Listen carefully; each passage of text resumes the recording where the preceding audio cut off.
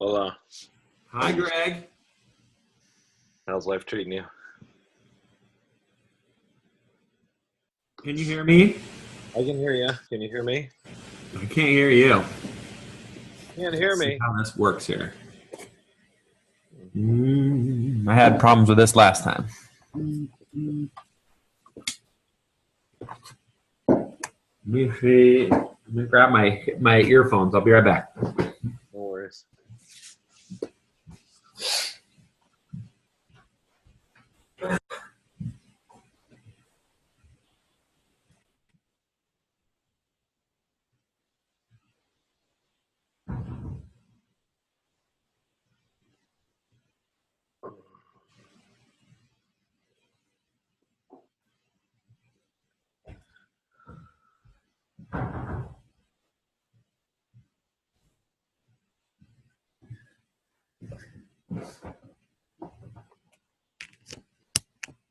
Can you hear me now?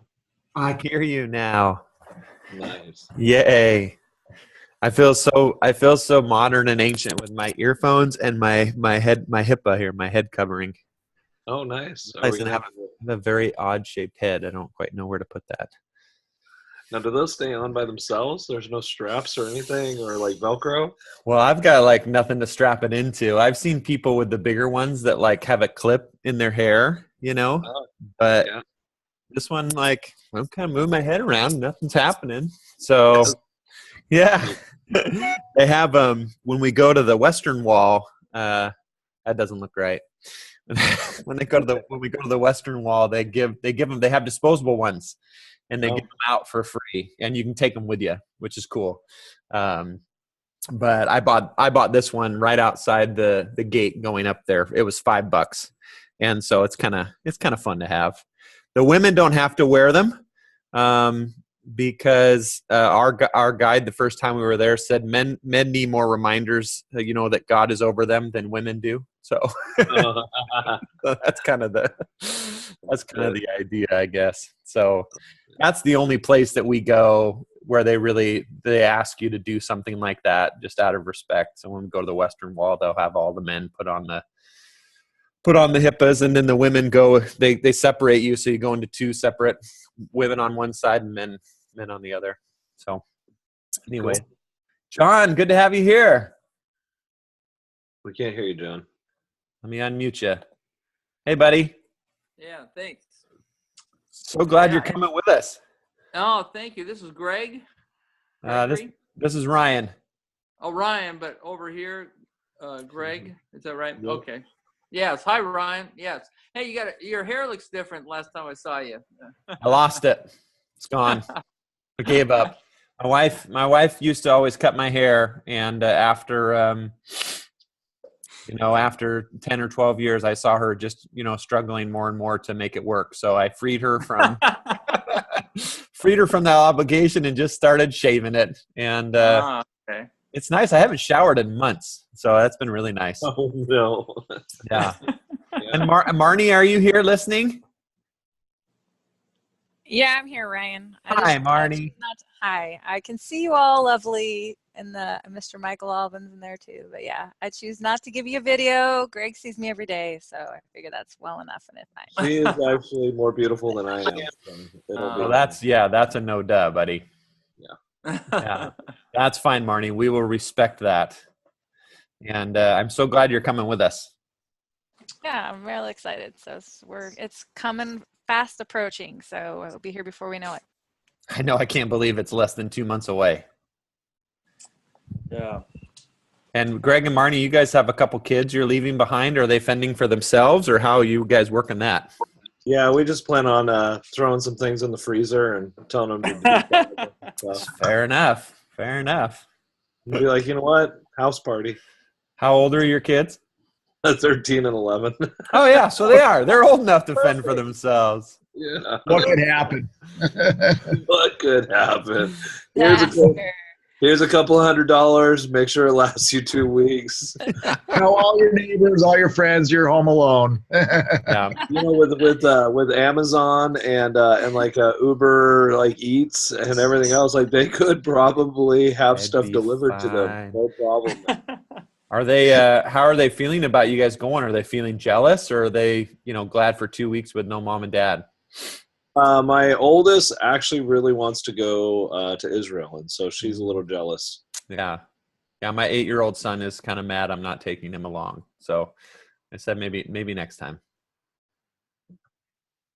Well, that's Yeah, cool. she was more upset about the Dead Sea. She said, "You guys get to go to the Dead Sea?" I said, "Yes, that is one of our stops." And she goes, "I don't like you guys." You just say, "Hey, just put a whole bunch of salt in the bathtub, and it'll be like the same thing." Yeah, exactly. So yeah, you really do float. Like, yeah, I know you guys don't believe me now, but you really do float. In fact, you can't not float. You can't sink. It doesn't happen. It's crazy. I like it when I don't float because then people don't have to see my massive body on the surface of the water. There's no options there, buddy. Sorry. Although you can cover yourself in mud, or if you want, Marnie can do it for you. So there's people that come from all over the world to use that mud. I thought that'd be live feed back to Moxie Church, Greg. There you go. Yes. Look at your pastor. That's awesome. Is that the Loch Ness Monster? No. Your pastor. Well, I'm partially stalling a tad. The PESM students are in chapel, and the chapel speaker's going over a little bit. That never happened when we were there. That never happens. I know. I extended I upgrade. So the basic Zoom free stuff only gives you 40-minute meetings. And so I finally upgraded. So we don't have like a time restraint. I mean, if you all have time restraints, that's fine. But we're going to talk a little bit about Jerusalem today, and there's quite a bit going on there. But while we're waiting for the rest of the group to sign on, I'm curious if you guys just have specific like travel preparation questions, the kind of housekeeping questions or anything like that you might have thought about as the time approaches and gets closer. Anything specific questions that you guys have? We'll essentially need our passport, right? Picture Yes. ID, both of them. And what other things will be required in addition to some questions about maybe carry-on baggage and stuff like that? Yeah, bring your passport for sure, and then I'd make a copy of your passport as well, just to have on you in case for some reason your passport does go missing or gets taken. Then you have a way to show that they're in country. There are sleeves you can research, like on Amazon. There are ways to put like your passport around your neck, underneath your clothes, and keep it on your person, which might be a good idea. There are safety deposit, locked boxes in the hotels that we're going to be staying at in Jerusalem and in Tiberias up in the Galilee. I don't know about the hostels if they have those same types of arrangements, but it's always the safest bet just to keep your passport on you at all times. So as far as luggage, like my encouragement is to travel light. 50 pounds, is that what it is? 50 yeah, pound bag? check with, we're flying United, so check with United on their international regulations, so you have the specifics from them. But I think for international travel, I think you get one checked bag for free. And that's really all. We're doing our own, there's no bellhops or anything like that, so we're doing our own luggage. So you're going to want to just stay light. There is laundry services at the hotels and things like that, so you don't necessarily have to bring 15 sets of clothes. So, okay. How about short? Is it fairly warm? Would you recommend shorts for most days? Or yeah, I mean, especially the first 3 or 4 days, we're going to be down in the Negev, and the hottest will be at the Dead Sea, and it will be, I think, average temperatures around 80 degrees, maybe 90 one of the days. So it will be warm. Jerusalem is the highest kind of elevation, and so you'll wake up and it'll maybe be 50, 60 degrees in the morning, but it'll be 70 or 80 in the afternoon. It shouldn't rain at all. There are some sites where they ask you to wear pants, and for women to wear to cover their shoulders. Well, men too, but we normally don't. So to cover our shoulders and our and our legs.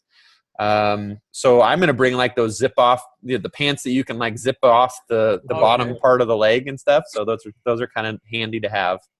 Nice. Okay, shoes, sandals. Would you sandals or light, mesh, breathable kind of running, hiking shoes, kind of things, or would Yeah, sandals stay away from? I would bring like hiking shoes for sure, because there'll be lots of walking, and some of the terrain will be more rugged, so sandals won't quite cut it. But then I would also bring sandals for like when we do go down to the Dead Sea, or when we walk Hezekiah's tunnel. There's some water in the bottom of the tunnel, so like those sandals that you can strap on, and those types of things. Okay. So UV hats too.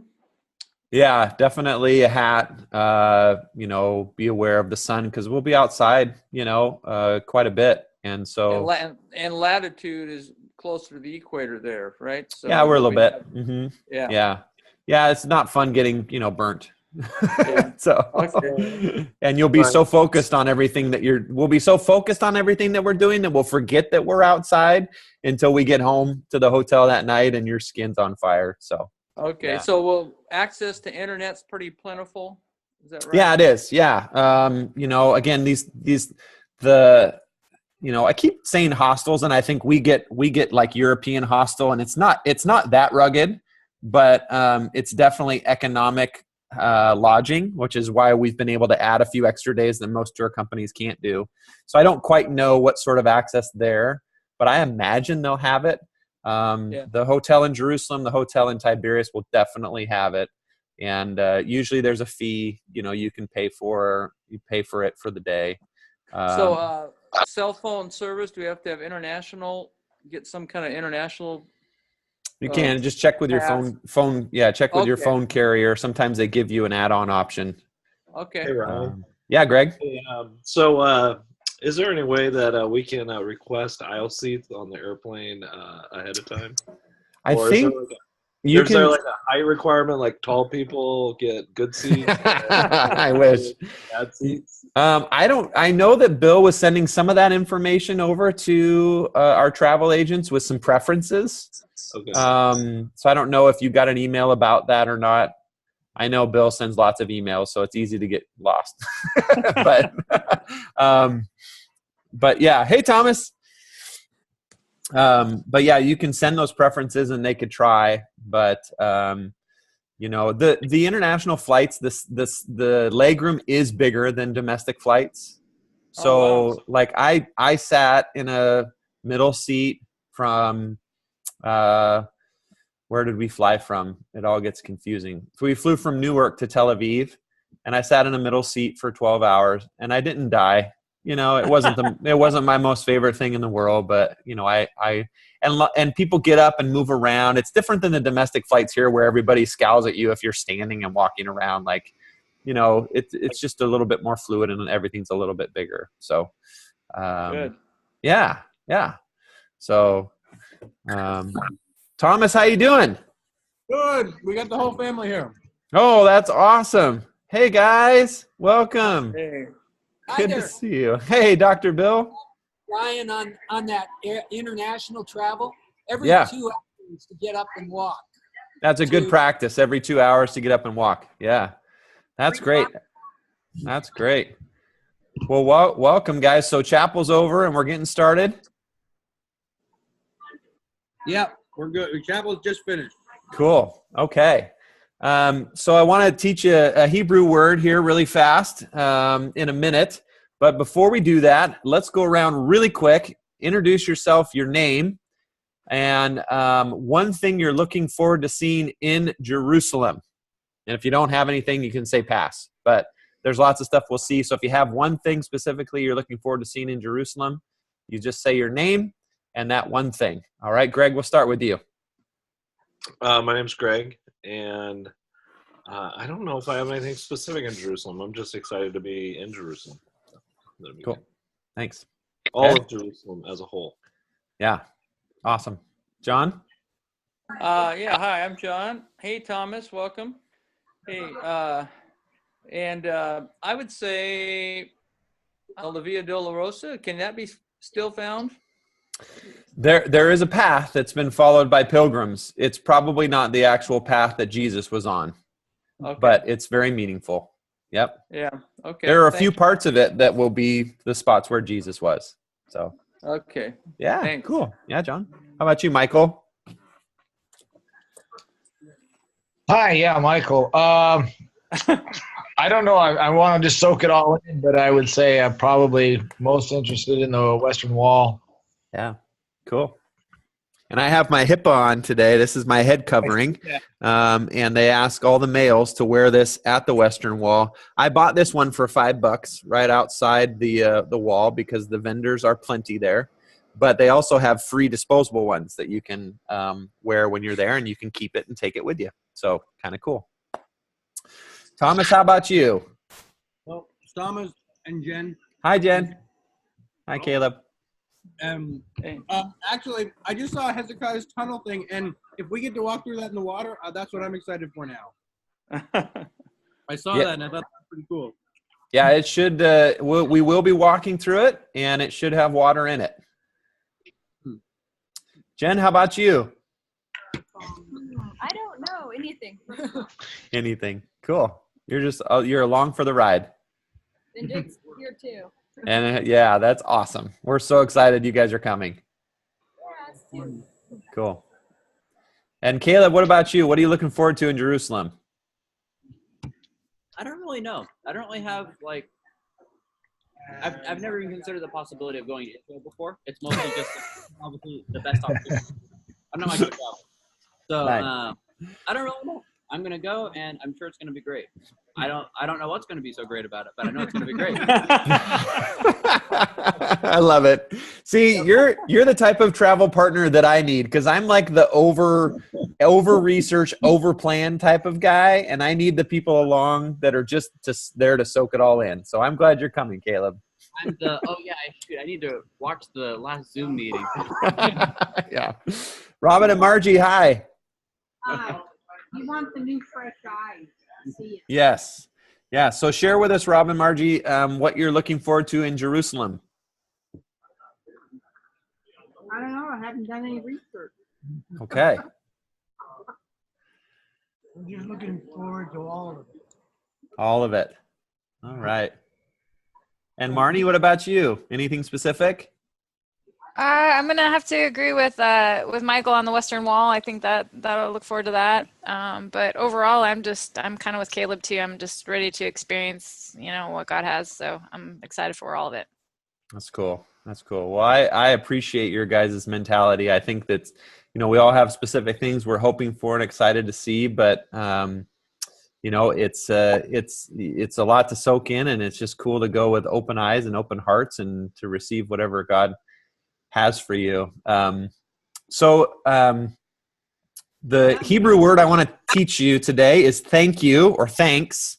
And the word is simply toda. Can you say toda with me?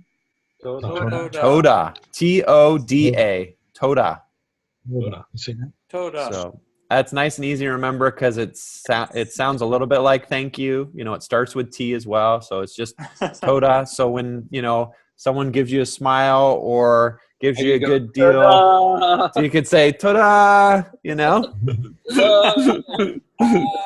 there you go. There's your Hebrew word. And we'll include, we're going to be putting together a journal for each of you that will have our sites and some space to take notes.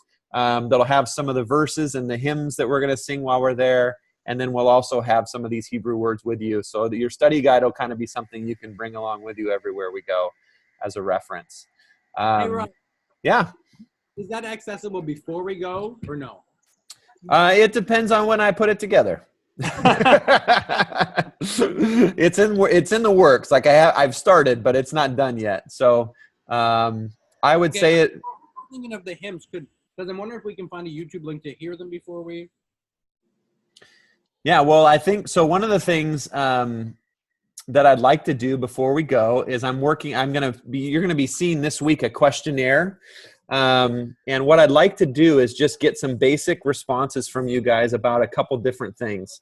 And some of it is just, like housekeeping stuff, who's an emergency contact? Are there any medical or dietary things that you feel we need to be aware of? You don't have to disclose things, but if you want to, And then some of them will be, are you interested in being baptized at the Kasaro Yehud site down there? What's your normal default when you get tired and overwhelmed? That's always nice to know as a group leader, who gets grumpy and who lashes out irrationally and those types of things. So, yeah. Greg needs food. Just make sure he Keep Greg food, keep Greg fed because he gets hangry. Yeah, that kind of thing. Yes, he does. And then the other thing is also you'll see questions like, would you be willing to lead a devotional while we're in country? And is there a particular spot you'd like to do that at? Would you be willing to lead some music? And are there some songs that you'd like to sing? So we'll build a song list and some of those things based on your all's responses and some of the things we do on site. The other thing I'll do is I'll be grouping you into smaller pods. So with 24 people going, rather than me every time we leave from a site counting 24 people, you'll be broken up into groups of 4 or 6 people. And those groups will elect kind of a pod leader. And then, when it gets time to move to the next site, I'll look to that leader and say, is your group here? And if they say yes, then we go. And if they miscounted, then it's on them and me. So we get to share the burden a little bit. So that questionnaire is coming out this week. And again, if you can fill that out here in the next couple of weeks, that'll help us build a good profile of our team and just know what sort of dynamics we're going to be looking at. Okay, I want to talk a little bit today just about Jerusalem. It's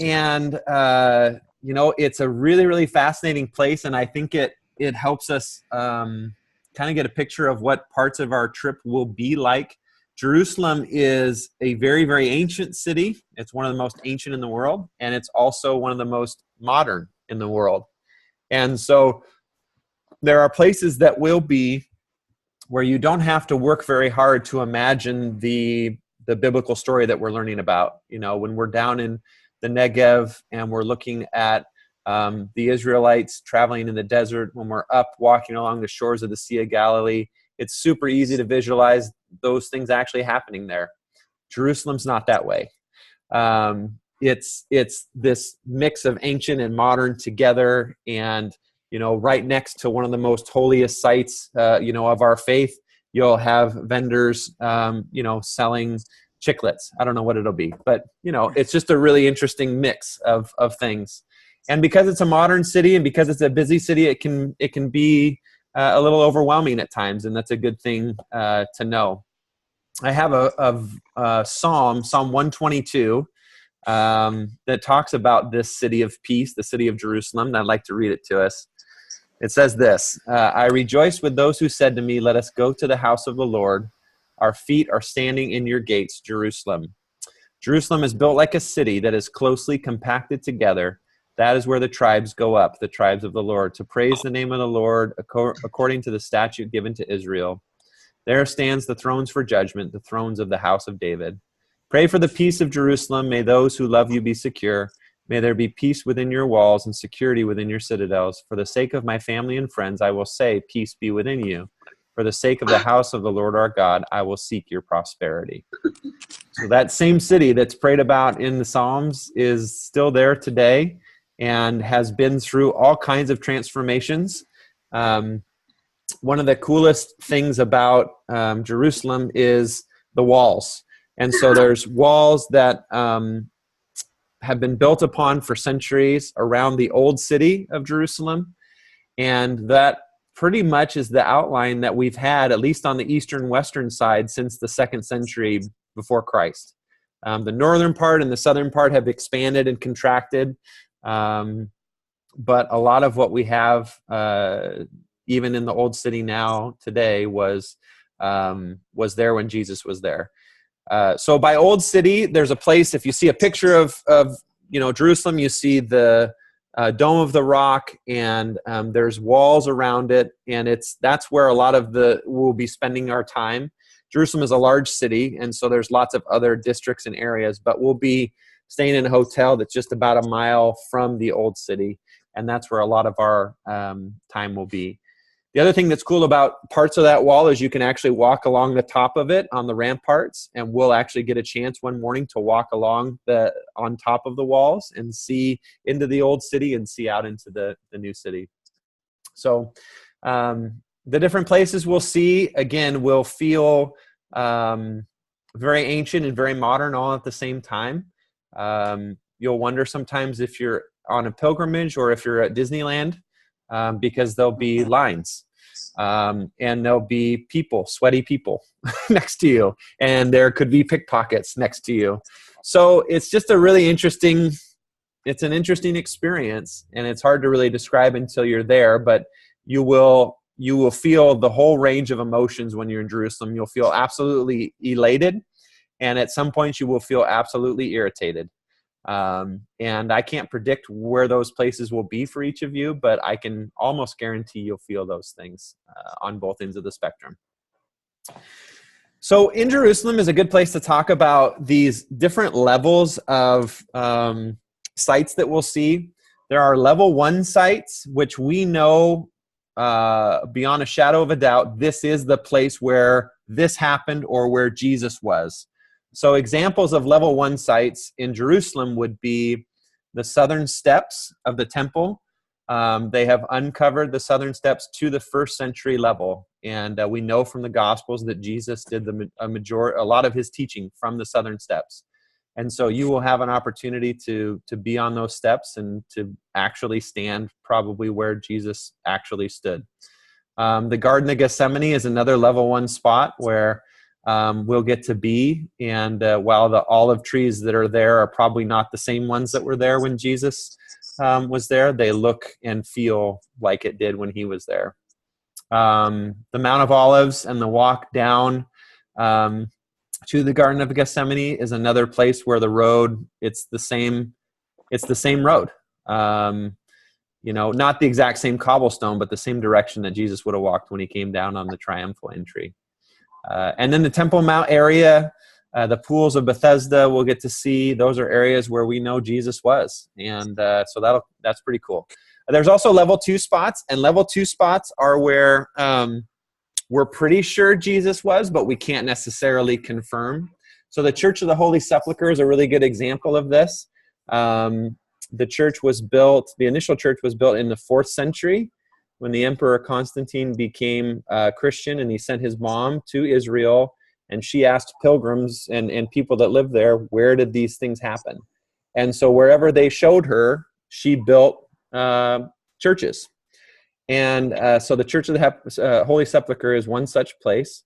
And it's kind of a bunch of churches inside some other churches. But when we're in there, you'll actually go up the stairs to the site that's been venerated as Golgotha, and you'll walk past a spot and you can see the actual stone, and there's holes drilled where they would have put the crosses, and that's the site that's been venerated since the 2nd or 3rd century as the place where Jesus was crucified. And then you go back down the stairs and you go over to it's called an edicule. And this has been in the news lately because they just renovated it and updated it, and they found it was an actual tomb from the 1st century. And so you'll kind of wait in a line that goes around this edicule. You'll get to bend down, go in, and you can touch the pavement, the slab where the body would have been laid. And you can touch that for about 5 or 10 seconds. And then a priest will slap the edge of the door, and that's your cue to get out. So, it's just a really interesting experience. So that's kind of a level 2 place where we don't know for sure, but this is probably, where these things actually transpired. And then there's level 3. Level 3 is we're almost positive that the thing that we're remembering here didn't happen here, but it feels like it did, or it could have. So the Via Dolorosa, John, is a good example of that. They don't actually know the path that Jesus took when he was being led outside the city, but there are stations now that were developed in the Middle Ages that people have been walking for centuries. And so it's a very cool experience that we will be doing. There's actually a Via Dolorosa app that that we'll send you info on if you want to get. And it's really cool. It's a neat experience. Another place that we'll go is called the Garden Tomb. That in the 20th century, a guy named Gordon didn't like this experience at the Church of the Holy Sepulchre, And so he did some digging outside of the city, and he found another first century tomb complex. And he said, oh, this is the spot where Jesus was crucified and resurrected. And the Franciscans have protected it as a garden, and it's beautiful. And you see, and it's an actual first century tomb, and there's a stone, and it's an incredible experience. And it feels like the place where Jesus was resurrected. It's probably not. But so it's cool to have both of those experiences. Again, if you're not into, if icons and imagery and kind of, or the ornate church things, if those are harder for you or you don't connect with those, the Church of the Holy Sepulchre will be a different experience for you. If you want something that's more pristine and natural, then the Garden Tomb will be really meaningful. So again, it's hard to predict, but those are some of the environments that we're going to be in. The weirdest thing for me, the first time I was there at the Garden Tomb, it's beautiful, it's powerful, and we'll actually take communion there, and they give you these little communion cups, these wooden communion cups to take them there. So this is the cup I took communion with at the Garden Tomb. And as we were taking communion, the Muslim call to prayer came over the loudspeakers right next door. And so you realize that, this is a holy place, not just for Christians, not just for Jews, but also for Muslims. And we'll certainly experience that dynamic when we're up on the Temple Mount as well. So, I bounced all over the place, but I kind of did that on purpose because that's exactly what Jerusalem will feel like. We'll be bouncing from a spot to where, Jesus was, and then we'll go, 10 feet, and here's where King David was, and then we'll go on this side of the city, and here's where the Crusaders were. It's just a city full of so much history that it feels a little bit scattered. So what sort of questions do you have? And as you're asking those questions, I'm going to put a couple links to some stuff. I put them on our Facebook page as well, but there's a link that goes into more about the city walls in Jerusalem. There's a cool website about Hezekiah's tunnel and the city of David, which I've never done. I'm really excited to do. Dr. Bill, have you done that before? Looking forward to it. Yeah. So we also get to be involved in an archaeological sifting project while we're there. And so that'll be pretty fun to do. And we will take you to something called the Temple Institute, where there's a group of people that are actually creating some of the elements for what they believe will be the third temple that's built. So depending on how you see some of that end of time stuff, there's this idea that a third temple will be built up on the Temple Mount. And so they're getting all the elements ready, just in case.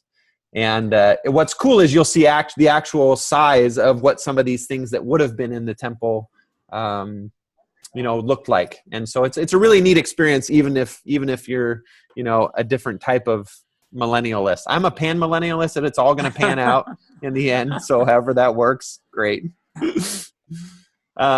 So what sort of questions do you have about Jerusalem?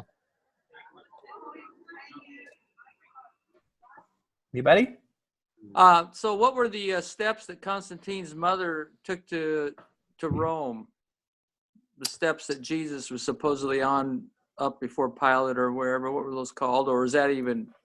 There's a place called the Stone Pavement where they believe was the spot where Pilate condemned Jesus to death, and will be there. One of the problems with the finding the original path to the Via Dolorosa is the city streets have been changed. They've been moved around. There's been construction, a couple thousand years. When the Ottoman Empire and the Muslims, reigned in Jerusalem, they didn't particularly care, about some of those, closer, more detailed things. So again, you're looking at 2,000 years of history and development in a city that's still growing and changing. So, but those main sites, are still there. What other questions about Jerusalem do you have? Can I go back and ask something about a little bit earlier? Yeah, please. About baptism stuff. Uh-huh. So I've been baptized before, but I thought it might be a neat idea. Is it something you can do, and who does it, and kind of what happens? Yeah. I can find out more about who does it and how that it happens, but yes, we can do it. I don't believe it's any additional cost. Dr. Bill, do you have more about baptisms? You've been involved with some of those? I don't think there's any additional cost, particularly at the area that you were talking about. And I think the people doing it would be you and me. Oh yeah, that's what I would like. Thomas. Yeah. I could baptize myself. So we're intentionally, there is a place along the Jordan River up by the Galilee where they do baptisms. It's felt a bit touristy to me, to be honest. And so we're intentionally not going there. And instead we're going down to the crossing of the Jews, Qasar al-Yahud, where the Jordan River is going to be much slower and probably much dirtier. So, again, just prepare yourself a little bit, but it's also, where a lot of biblical scholars think, hey, John, when he went out in the wilderness, this is where he went, and this is where he baptized people, and this is a better chance of where Jesus was actually baptized. So, there'll be a fence in the middle of the Jordan River, and we'll stay on the Israeli side because the other side is the Jordanian side, and there will be Israeli guard post and there'll be a Jordanian guard post, and so they'll bear witness to your baptism, Thomas. But I think it would be good in the questionnaire if you are interested in doing something like that. Let us know just so we know how many people. And then you'll want to have an extra pair of clothes packed for that day. Unless you just want to drip dry.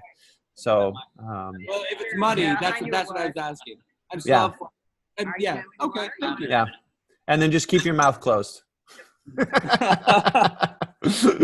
So it probably was a lot was a lot higher flowing river when Jesus did it, but because of irrigation techniques and some of the things that Israel's doing now, the water levels are lower, the Dead Sea's receding. How many feet would it be there? We'll measure it by Doug. How many Dougs will it be deep? How many Dougs will it be deep? Probably only maybe 1.5 Dougs. Oh, that's enough then. Yeah. I don't know for sure. Talking long ways or high ways? How wide? Like if he's laying on his back or? Oh, it's probably 6 or 7 Dougs wide. Okay. Yeah. I can tell we're not going to have any fun on our trip together at all. Can we measure it with Dougs when we get there? Well, only to the Jordanian fence in the middle of the river. We don't want to push Doug past that. Actually, the one thing that we're going to have, Ryan, is to watch Thomas's wife when Thomas is talking. Uh-oh. Yes, that's true. Yeah. There will be some opportunities when we are in Jerusalem to go back into the old city. We will show you some of the shops that we've had positive experiences at that we feel are good price. Tally, our tour operator who's organizing the trip for us, she sent some links and recommendations of places to go. So we're going to do the best we can to help you guys avoid, some of those tourist type traps if you're buying souvenirs. Dr. Bill makes a good recommendation to bring dollar bills along, crisp dollar bills, because a lot of things, maps and little trinkets and things like that you might want to bring back for your kids or your staff. Those are $1 and those are really easy just to pick up. And I think there's also a laser light show that they do on the walls of the old city that we'll get to go see one night. So that's pretty cool. So yeah, I would encourage you, if you do research for any place, do research for Jerusalem. At least look at a couple maps and try to orient yourselves a little bit. We'll have a map with us, and we're going to take you to a place in the Israel Museum that actually has a giant kind of small scale replica of the city that it would have looked like during Jesus's time. But it's just, it can be a bit confusing and overwhelming. So again, we'll do the best we can to help locate you when we're there, but I would also encourage you to do a little bit of research. You'll also be shocked at just how influential King Herod was in the building and the architecture and just the space of that area during Jesus's time. So would you recommend, are you going to have a paper map for us to purchase, or there was a link you had for actually a map to put on your iPad or phone or something like that? Do you have a recommendation of what would be helpful or to have, or should we try and locate something before we go? We'll have maps for you when you're there. Okay. And the study guide will have some specific site maps as well. Yeah, other than that, take some recommendations maybe that we've sent out already. So when do we need to purchase the travel insurance? ASAP or? Yeah. Yep. ASAP. Dr. Bill, do you have any info on travel insurance? When is it due? Because they told me, I think it's too late now, isn't it? Too late. Oh, it's too late, John. Oh, okay. Don't get sick or die before you go. or while you're there. While you're there, yeah. So we talked a little bit while the PESM folks were still getting out of travel or out of chapel. Just travel prep. The recommendations were bring good hiking shoes and also bring like the hiking sandals. So when we go down in Hezekiah's tunnel, your feet will get wet. You may want those just, for the hostels when we're there or those types of things. You got to have sandals to walk in the desert at some point in Israel. So bring a couple pairs of shoes, clothes that breathe well. It will be warm, but pants will be needed in a couple places, a couple holy sites in Jerusalem and in the Galilee. And hats are a must. In fact, in that questionnaire, I think what we're thinking is we thought about getting t-shirts for the group, but we'll already stick out like tourists enough. And so we thought about maybe putting hats or visors together for you all that kind of identified us as a group. So if you'll get in the questionnaire, would you like a hat or would you like a visor? And so we'll have a hat, but bring your own favorite hat too, and lots of sunscreen. So we're coming down to less than 2 months now. And this is kind of where the rubber meets the road as you prepare for a trip. Some of the anxieties and things start to come up. Some of the details start to get planned.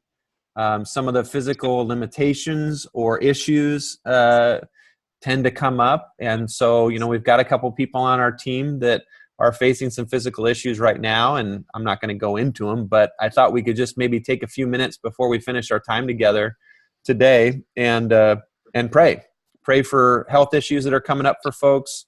Pray for any, issues of concern and just details. Michael, did you have something to add? I had a question. Yeah.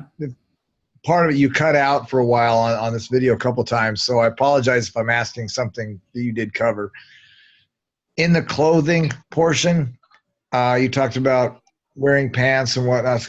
Is it okay for the women to wear pants in these places, or do they need to wear a skirt of some kind of dress? Dr. Bill could maybe say more. I've never noticed women being required to wear skirts. Okay.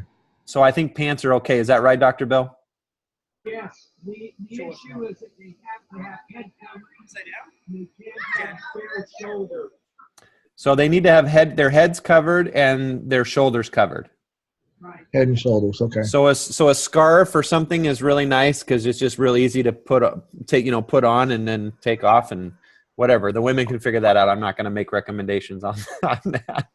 One of the early emails I sent out, and I can send it out again, gave the instructions to close. But that was in one of the early emails. Okay. Yeah, we'll make a note and maybe we'll send out, kind of a clothing do's and don'ts here as we get a little bit closer. Perfect. Again. Okay. So do we have a couple people that would be willing to pray, one person pray for just the health of our team, one person pray for just the details and the planning, and one person that's willing to pray for just the normal anxiety and worry that comes up when you're getting ready for a trip like this? I'm looking for volunteers. Yeah, you got it. Okay, Caleb, you want to pray for people's health? Yeah, and actually, while I'm at it, I was going to ask for prayer after this. My friend's mom just texted me. I've got a friend who's has leukemia right now, and so he's got on a new med, and his PICC line just started bleeding. So they're taking it to the hospital right now, but I'm also going to pray for that. Yeah, you feel free. That'd be great, Caleb. Michael, will you pray just for the details and planning? Thanks. All right, and anybody willing to pray just for peace and for, that God would prepare our hearts for our trip.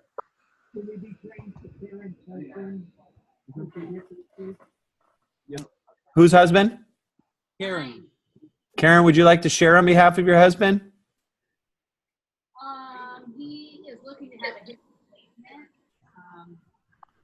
Probably after we get back, but his pain level is up now, so he's stressing about walking, standing around. Yeah. Great. Someone want to pray specifically for Jeff, Karen's husband, and just managing hip pain? Okay, Caleb, you can do that. Great. Okay. Do you? I didn't share about Paul because I didn't have permission. I didn't know what's been shared at PESM. Yeah. Pray for Paul. God knows what it is. All right, Caleb and Michael, would you pray for us, and then I'll close us our time. Yeah, who you want leading out here? Huh? I can start us. Go ahead, Caleb. All right. Father God, we love you, and we thank you for this awesome opportunity we have. Go to Israel. It's a really exciting opportunity. We thank you that you've given us this. I pray that it can be a great time for us, and that we can really learn from this trip. And that we can I pray for those just with medical issues, safety, that there would be no serious problems with those going on the trip. Nothing to get worse. That you can please just if you could just take away the physical pain and discomfort for the course of this trip, that would be amazing. We ask for this, Lord. We want them to be able to have the greatest experience they can of learning of you and this wonderful place that you've given your people, and that we can learn from this experience. I pray also for Jeff. You please help him to make a wise decision on whether to come on this trip or not. Obviously, we want him on the trip. But if that's not going to be best, we ask that you please give him wisdom to know what'll work best. And of course, we pray for healing for that, Lord, that can heal up and you can help him with the discomfort and pain of that. Pray also for Paul with the health issues going on there. I ask that you please be with him, give him and his family some extra measure of your presence, knowing that you're there with them as they're going through this. And I pray that he can be healing up strong. And I pray for my friend Jonathan with this other issue that just arose.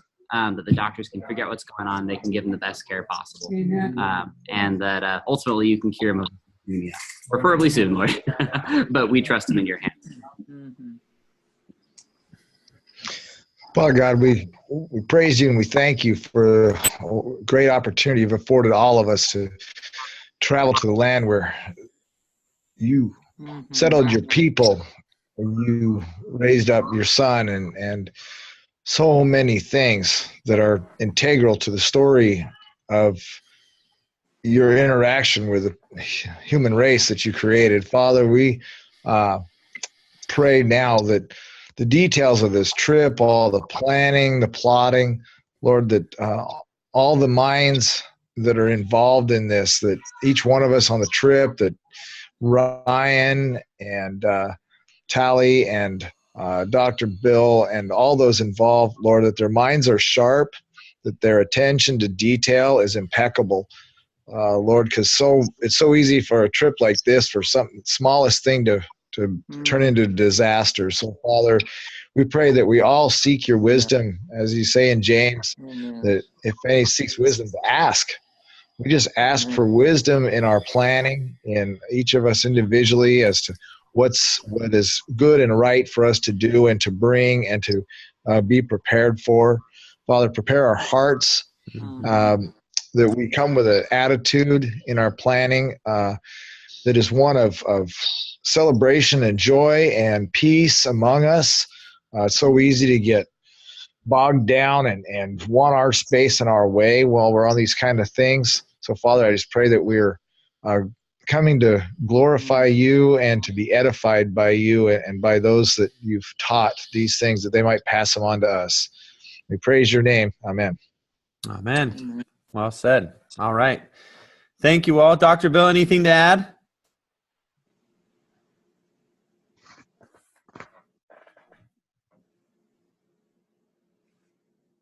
We're not here. I'm not hearing you, Dr. Bill.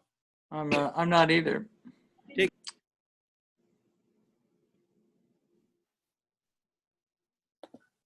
He's Did he get muted. muted? Did he get muted? Let me unmute you here. It's not letting me unmute you. Thomas broke it.